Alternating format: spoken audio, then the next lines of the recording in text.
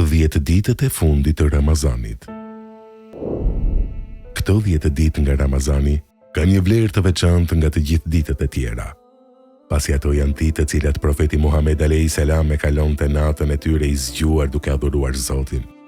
Në këto 10 ditë është edhe nata e Kadrit, e cila është më e mirë se 1000 muaj. Profeti Muhammed a.s. i specifikonte këto ditë me më shumë adhurim, vëmendje, përkushtim dhe punë të mira. Transmetohet nga Aisha se profeti Muhammed a.s. sa herë që hyni në 10 ditët e fundit, shtërëngonte rripin, i jepte jetë natës dhe zgjonte familjen. I jepte jetë natës. Ti japësh jetë natës, do të thotë të kalosh zgjuar në namaz dhe adhurime të tjera. Në një hadith tjetër të Aishes transmetohet të ketë thënë: nuk e di nëse i dërguari i Zotit e lexonte Kuranin brenda një nate apo falej gjithë natën, apo agjeronte një muaj të plot, përveç muajit të Ramazanit. I jepte jetë natës. Kuptohet se ai falej në shumicën e saj, ose të gjithë natën, duke ndërprer adhurimin nga syfyri dhe gjëra të tjera. Pra qëllimi është dhënia jetë e shumicës së natës. Profeti Muhammed a.s. e zgjonte edhe familjen e tij në këto 10 ditë, me qëllim që adhurimin ta kryejnë bashkërisht. Ai a.s. e kishte zakon që t'i zgjojë edhe gjatë ditëve të tjera të vitit për t'u falur pjesërisht. Por zgjimi i familjes gjatë 10 ditëve të fundit të Ramazanit ishte më i spikatur se gjatë ditëve të tjera të vitit. Tregohet se profeti Muhammed a.s. nuk linte pa zgjuar askënd nga familja e tij që mund të falej natën. Adhurimi dhe përpjekja për punë të mira. Transmeton Aisha se profeti a.s. kryente adhurim në 10 ditët e fundit të Ramazanit, adhurim që nuk e kryente në ditët e tjera. Imam Shafiu thoshte: është sunet shtimi i adhurimeve në këto 10 ditë të fundit të Ramazanit. Shtrëngimi i rripit. Në hadithin e mësipër është metaforë për gatishmërinë e adhurimit dhe namazit shtesë. Kur themi shtrëngoj rripin, tregojmë gatishmëri për një vepër të caktuar. Një mendim tjetër është se shtrëngimi i rripit është metaforë për distancimin nga fjetja me gruan, gjë e cila është shumë e përdorur mes arabëve. Kërkimi i natës së Kadrit.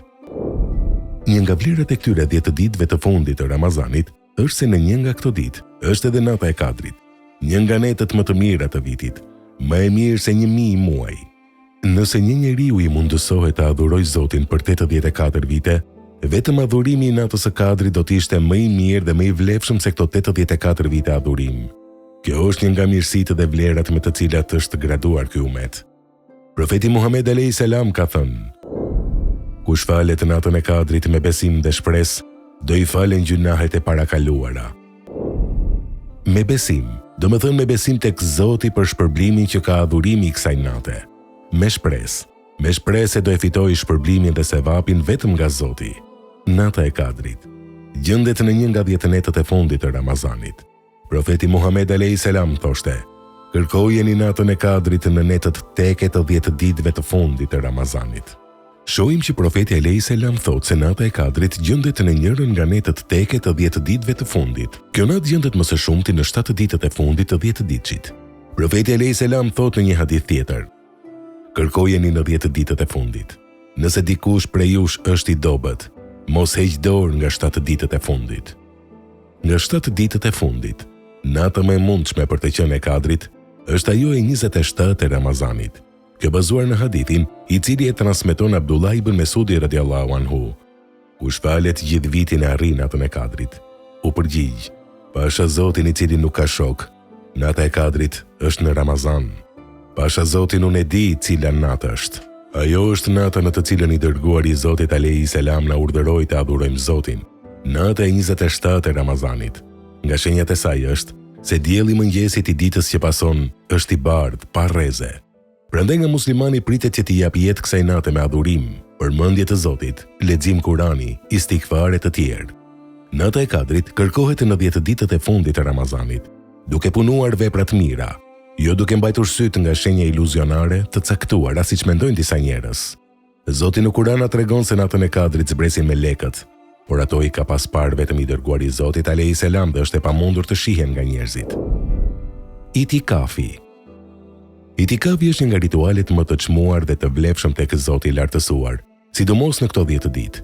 Profeti alayhis salam bënte itikaf 10 ditët e fundit të Ramazanit derisa ndërroi jetë. Prandaj edhe itikafi është i ligjshëm dhe i pëlqyeshëm. Itikaf do të thotë të mbyllesh në xhami për të adhuruar Zotin në një mënyrë të caktuar. Qëllimi i këtij adhurimi është që zemra dhe trupi të jenë të përkushtuar totalisht në adhurimin e Zotit dhe intimitetin me Krijuesin. Personi në itikaf e bën një jetin të pastër vetëm për Zotin e lartësuar dhe vetëm prej tij e pret shpërblimin dhe sevapin. Ai qëndron brenda hapësirës së xhamisë dhe nuk del që andej vetëse për nevoja të domosdoshme. Gjatë qëndrimit të përmbahet ritualeve që kryhen brenda xhamie, fal namazet nafile, përmend Zotin në mëngjes dhe mbrëmje. Pas namazeve, lexon Kur'an sa më shumë të jetë mundur. Pakson ushqimin dhe gjumin, heq dorë nga bisedat dhe fjalët pa vlerë. Këshillon besimtarët që t'i përmbahen të vërtetës dhe të jenë të durueshëm. Gjatë Ramazanit, por sidomos gjatë 10 ditëve të fundit, duhet shmangur çdo formë mendjematësisë dhe shpërdorimit. Profeti Muhammed alayhis salam ishte njeriu më bujar dhe më bujar ishte gjatë muajit të Ramazanit, kur i vinte engjëlli Xhibril. Profetit alayhis salam i vinte Xhibrili gjatë Ramazanit për të përsëritur Kur'anin. Bujaria dhe të bërit të mirë janë vepra të mira gjatë Ramazanit, e sidomos gjatë 10 ditëve të fundit. Kështu ndiqet tradita e profetit alayhis salam dhe e paraardhësve të tjerë të ndershëm. Me që Ramazani është një muaj i mavnueshëm, një e mirë në këtë muaj është më e vlefshme se në çdo muaj tjetër.